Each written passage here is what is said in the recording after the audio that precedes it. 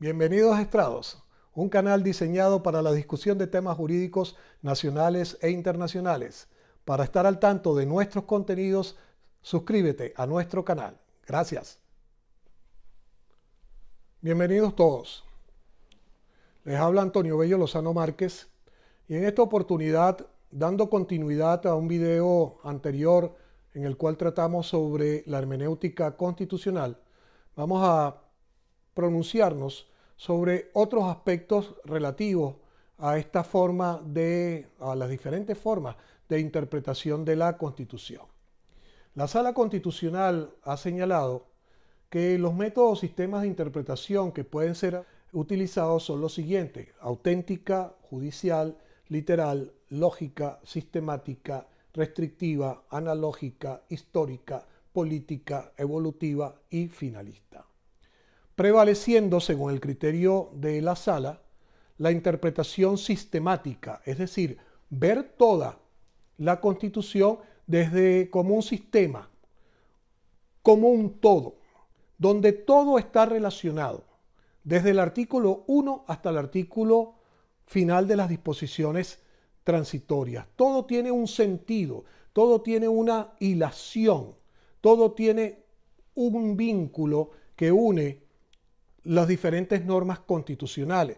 Y así lo vemos, por ejemplo, cuando hablamos en materia de procedimientos, tenemos el artículo 26, la tutela judicial efectiva, el artículo 49, el debido proceso, el artículo 257, que es la instrumentalidad del proceso, pero también allí en el camino conseguimos lo que es el sistema judicial, la integración, la composición del Tribunal Supremo de Justicia, y todo se tiene que vincular, independientemente de la parte del libro, del capítulo de la Constitución en el cual se encuentre. Es un sistema.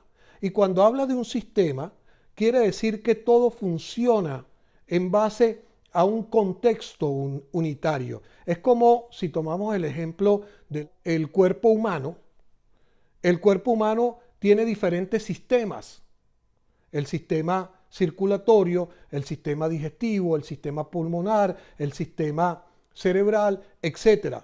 Y todos funcionan en la medida en que pueda haber una unión entre los sistemas.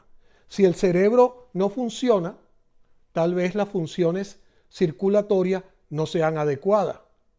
Si el sistema circulatorio no está bien, el sistema respiratorio tampoco va a funcionar adecuadamente. Si el sistema nervioso no actúa de manera adecuada o tiene algún tipo de lesión, entonces va a haber complicaciones en el resto del funcionamiento del cuerpo humano. La Constitución básicamente funciona igual, en un sentido sistemático. Cuando nosotros hablamos del Estado de justicia y de derecho, es un Estado donde tiene que ver la tutela judicial efectiva, el debido proceso, donde tiene que ver la organización del sistema de justicia. Cuando se habla del sistema de justicia, ¿de qué se habla? De elementos integrados. ¿Dónde están quiénes? Los magistrados del Tribunal Supremo de Justicia, los jueces de la República, los fiscales del Ministerio Público, los defensores públicos, pero también están los abogados. Los abogados, ¿por qué? Porque forman parte del sistema.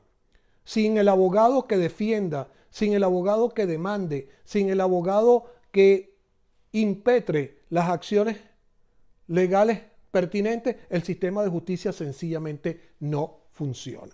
Entonces, por eso que esa interpretación sistemática es la más adecuada según la Sala Constitucional, sin desmerecer las otras. Porque hay veces que habrá que utilizar la interpretación gramatical. A la ley hay que darle el significado propio de sus palabras y la conexión de estas entre sí. No hay otra. Pero hay veces en que no resulta solo esa significación. Por ejemplo, cuando hablamos del artículo 350, la Sala realizó una interpretación partiendo del concepto gramatical, el significado del vocablo pueblo, y después utilizó el sistema de interpretación político para decir en qué consiste el derecho a la desobediencia, estableciendo la sala en esa decisión, criterio que, repito, no comparto, que única y exclusivamente se da cuando se utilizan los medios previstos en la propia ley, es decir, los referéndums, etcétera, etcétera. Pero esa es la interpretación que utilizó la sala, utilizando diferentes medios. En este sentido, Haberly señala que son 4 los métodos a tomar en cuenta: el gramatical o textualista, el histórico, el sistemático o contextualista y el teleológico o finalista, señalando este autor en tal sentido que se puede hacer uso de la comparación como medio de transporte que permita integrar la interpretación histórica, gramatical, sistemática y teleológica. Cuando hablamos del 350, allí se utilizó ese método de integración. Se utilizaron diversos sistemas. Se utilizó el método gramatical, se utilizó el método histórico y se utilizó el método finalista. Los integraron para darle un contexto, para darle una salida a esta situación. Después tenemos que explicar necesariamente el aspecto de las antinomias. ¿De qué estamos hablando aquí? La Constitución, como ya hemos señalado en otras oportunidades, no es perfecta. Puede tener errores. Se pueden cometer errores incluso en su configuración, en su redacción. Es ya un clásico hacer mención cuando la Constitución se elaboró y se estableció el antejuicio de mérito para los militares, para los oficiales de las Fuerzas Armadas. El texto como tal quedó redactado en la siguiente forma: tendrán el privilegio del antejuicio de mérito los oficiales, superiores, almirantes y generales. Cuando se hizo la observación al respecto, la persona que hizo la corrección de estilo dijo: pero es que eso estaba mal escrito. En el contexto intercalaron una coma entre oficiales y superiores, siendo que ese es el tipo de graduación militar. Según la ley militar, se trata de oficiales generales y almirantes, oficiales superiores, oficiales subalternos. Esta persona que realizó la corrección de estilo no conocía el sentido de las jerarquías militares y consideró, aplicando las normas del buen castellano, que ahí debía ir una coma. Y le quitó el sentido absoluto a la norma, porque entonces desde el oficial de menor graduación, un subteniente, hasta un general tenían derecho a un antejuicio de mérito, cuando el antejuicio de mérito era nada más para los oficiales generales y almirantes que tuvieran comando de tropas, que estuvieran en funciones de comando de tropas. Entonces se hizo la observación, o se hace la observación, porque ese es un caso típico donde se observa que la interpretación gramatical no era correcta. Entonces hay aspectos donde hay dudas, donde hay vacíos, donde hay lagunas. Para Norberto Bobbio, sostiene que la antinomia es la situación en que dos normas que pertenecen al mismo ordenamiento y tienen el mismo ámbito de validez imputan efectos jurídicos incompatibles a las mismas condiciones fácticas. Es decir, dos normas que tratan sobre lo mismo de manera diferente. Entonces, allí hay que establecer cuál es la que tiene prevalencia, cuál es la que tiene razón de aplicarse y cuál será el método. Bueno, vamos a aplicar el método gramatical, vamos a aplicar el método teleológico finalista para ver cuál era la razón de ser de esa norma y cuál es la situación a aplicarse la norma en un contexto determinado. A era la situación B, A no, era la situación C. Entonces allí habrá que ver porque hay una antinomia, porque hay un choque de la Constitución. La doctrina moderna dice que los criterios aplicables para resolver las antinomias constitucionales son los referentes a los principios pro persona, armonización y ponderación. Es decir, elementos propios de los sistemas. Podemos utilizar el sistema teleológico, pero siempre, o finalista, pero siempre tomando en cuenta el derecho a los principios pro persona, el derecho a la armonización, es decir, de que todo se aplique adecuadamente, y el principio o el método de la ponderación, que es lo más justo, que es lo más adecuado, que es lo más sano para aplicar en un determinado momento. La Constitución de la República Bolivariana de Venezuela establece que las interpretaciones que realice la Sala Constitucional en materia de interpretación constitucional son vinculantes. Vamos a estar claros, todos los jueces de la República interpretan la Constitución, pero cuando es la Sala Constitucional la que la interpreta, y así expresamente lo señala, dice, esta decisión que se está dictando trata de interpretación constitucional, esa interpretación tiene carácter vinculante. Carácter vinculante significa que debe ser acatada por todos los jueces de la República, incluso el no acatamiento de un criterio vinculante es una causal de destitución de los jueces, porque eso es incurrir en lo denominado error inexcusable.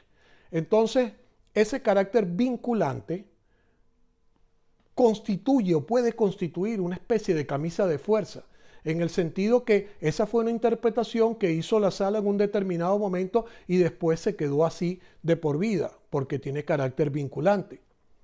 Allí, por ejemplo, la interpretación del artículo 350, que ha sido cuestionada muchísimo en el tiempo, puede dar lugar a cambios, puede cambiarse, puede interpretarse de otra manera. La doctrina dice que sí.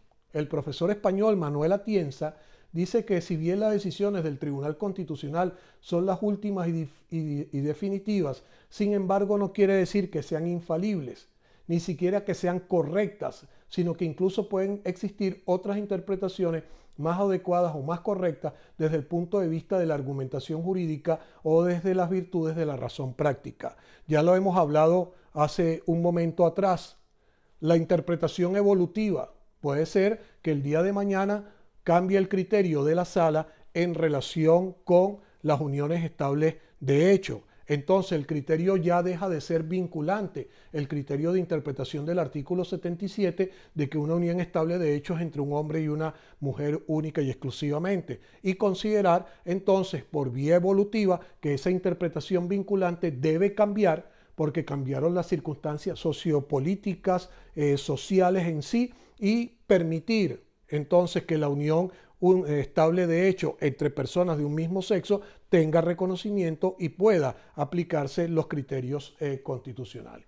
Por su parte, el profesor Duque Corredor dice que en el supuesto de interpretaciones contrarias o contradictorias de la Sala Constitucional, los jueces pueden optar por soluciones diferentes.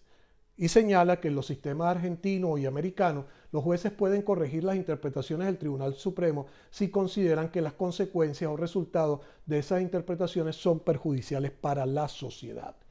Ejemplos de esto, la prohibición de donación de órganos, la interpretación de las nuevas realidades de la vida social, entre ellas tenemos la eutanasia, las transfusiones de sangre, las huelgas de hambre y la objeción de conciencia. Es decir, por más que sea interpretaciones de carácter vinculante, existe el criterio de que las mismas pueden ser modificadas en el tiempo si las condiciones varían. El autor Noblecilla dice que en el marco del Estado constitucional toda motivación de una resolución judicial debe estar inmersa en la ponderación de principios y reglas en sólidas manifestaciones, teniendo como pilar la Constitución más que otras normas. Esto debido a que se vive en nuestros días el respeto de los derechos fundamentales a la dignidad humana, separación de poderes y libertad, que están sumergidos en una esfera que debe salir para respaldar y defender la Carta Fundamental. ¿Qué quiere decir Noblecilla con esto? Que toda interpretación gira en base a los derechos fundamentales. Toda interpretación gira en base a la dignidad humana. Toda interpretación gira en el respeto de la configuración del Estado constitucional. Esto es impedir por vía de interpretación de la norma que haya usurpación de funciones, que haya extralimitación, que haya una falta de respeto a la separación de poderes.